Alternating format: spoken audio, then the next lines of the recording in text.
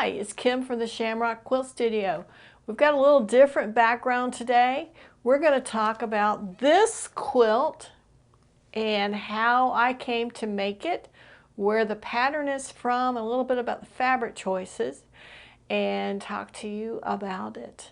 So today we're here to talk about something that's called Star Surround. And the pattern for this quilt came out of this magazine. It's Fons and Porters, The Love of Quilting. It is an episode or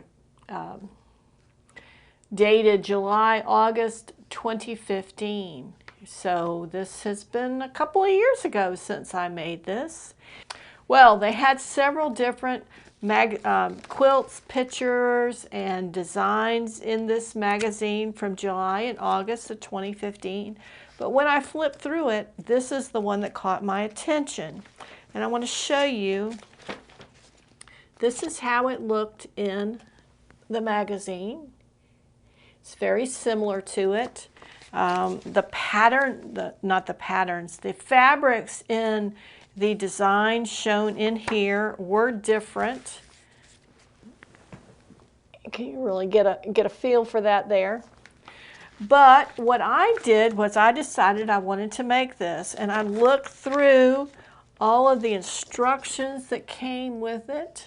It's very detailed, and oops, then they showed the whole quilt at the back side. So I knew exactly what I was getting into. I knew how large it was. And it had the dimensions for the pieces. The pieces themselves were pretty simple.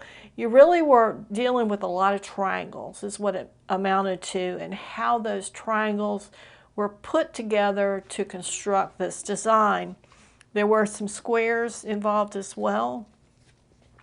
And I did change up the fabrics a little bit. I still used the same concept of 3 different blues for the main squares, and then how they were arranged.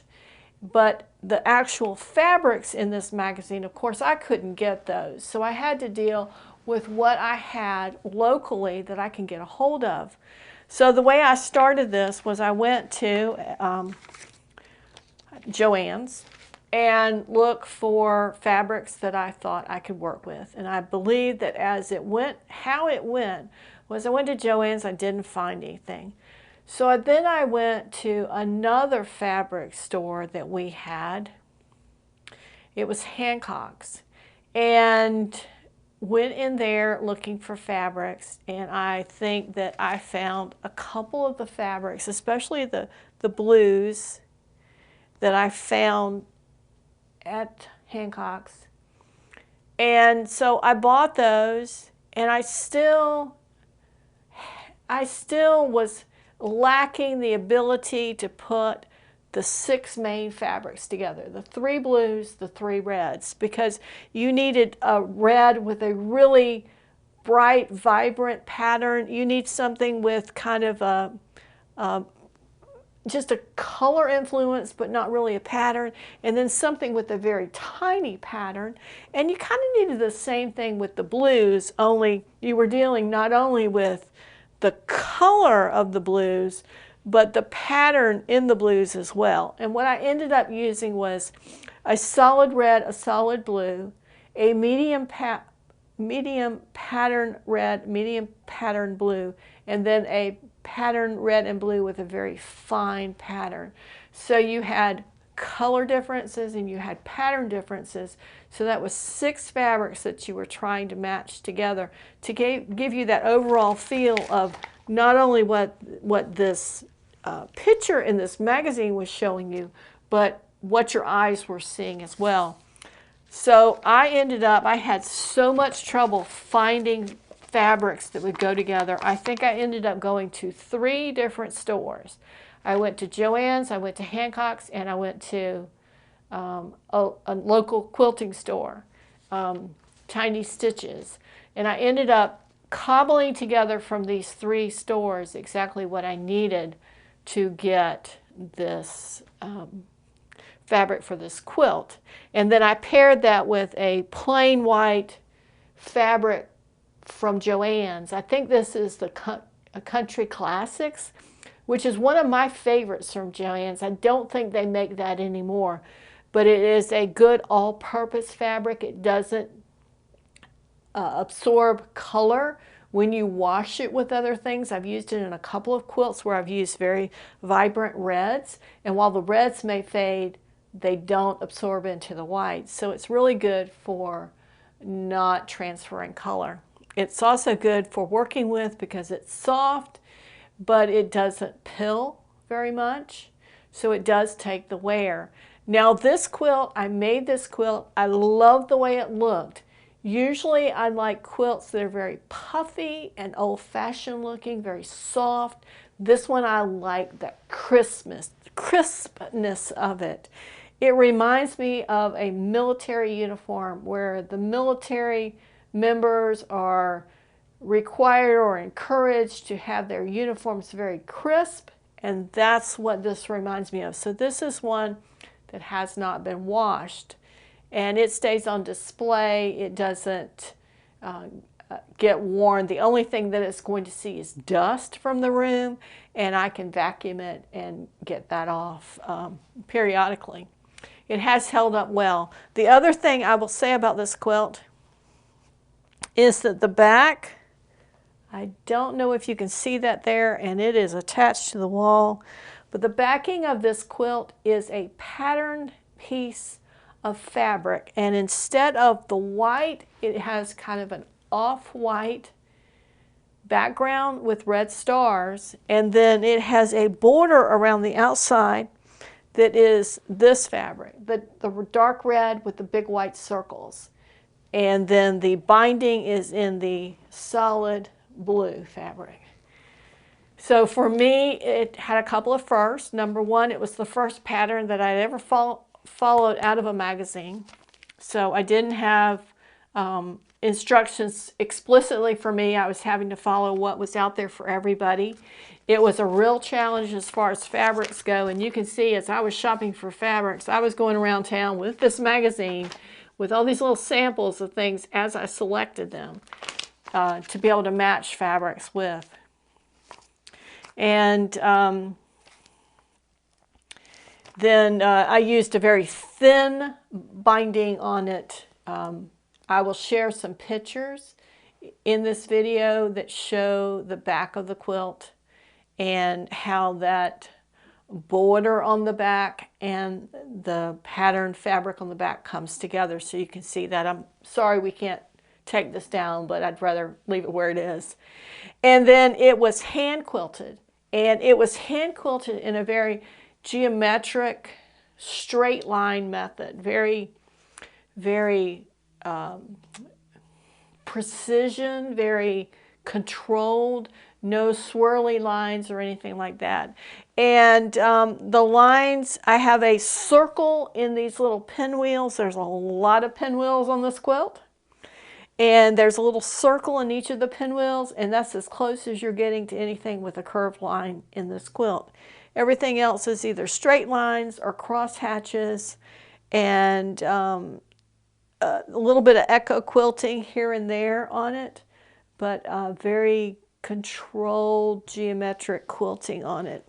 It has held out well. It hasn't seen the type of wear that some of my other quilts have seen. Again, it's not been washed, so I don't know what might happen with that fabric when it does wash, but it was made more of an intention of a show quilt versus a everyday use quilt. And when I say show quilt, I don't mean sending it to a show to be judged, because that's just not what I have done in the past. But more of a showpiece as a piece of art. Maybe that's a better way to describe it. Something that I could display and know that it's very traditional in its appearance, and it could find a place in just about any room if you wanted it to. So that is Star Surround. It is not a bedside quilt, bed size quilt. It does have very unusual dimensions, I thought. The finished size in the magazine said 68 by 88, and I would imagine that this is pretty close to it. So it's not big enough for a queen size bed. You probably could use it comfortably on a full, and it definitely would fit on a twin. It might be a little short if you wanted to have a good drop on the sides. But again, like some of my quilts, I just make a pillowcase that matches, or a sham or something, and that would go with that. Let me give credit to the designer. In this magazine, it says the quilt was designed by Gerri Robinson, Gerri Robinson, and the quilt in the magazine was made by Penny Barnes. And again, this is the Fons and Porter Love of Quilting July and August edition. That's the word I'm looking for, edition. And like I said, there were some other quilts in here as well that were lovely. This particular magazine also, while we're talking about it, at the time, Fons and Porter was offering a kit for this quilt, and they were stating that the quilt 68 by 88 had fabrics from Red Rooster Fabrics.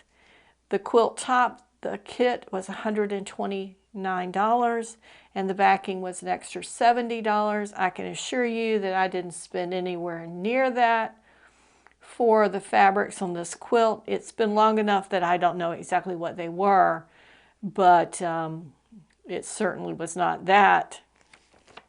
But what I made up for it by not, I made up for the difference in cost by my time searching out these fabrics and getting that together. I do remember that it was quite an ordeal, because I would find a fabric I'd like and then compare it to the other two, and it just wasn't going to work. So I was very happy when all 6 fabrics did finally come together on this. I don't have anything else to share, so I'll leave it at that. I hope you've enjoyed this little visit with this quilt. Like I said, I'm going to try to insert some pictures that show the backing of this quilt and a little bit of detail on the actual hand quilting that may be interesting or helpful for you. And we are certainly happy that you have joined us today as we do a little show and tell on Star Surround, and hope that you will join us for other videos in the future. We're at the Shamrock Quilt Studio, and you can join us by subscribing on YouTube to our channel and click that bell so you get notified of new videos. Thank you, and we'll see you next time.